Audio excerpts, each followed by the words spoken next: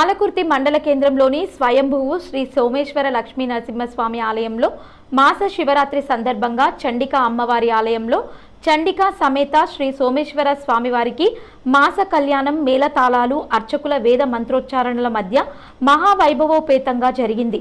భక్తులు ఈ కళ్యాణోత్సవంలో పాల్గొని కనులారా తిలకించి తరించారు.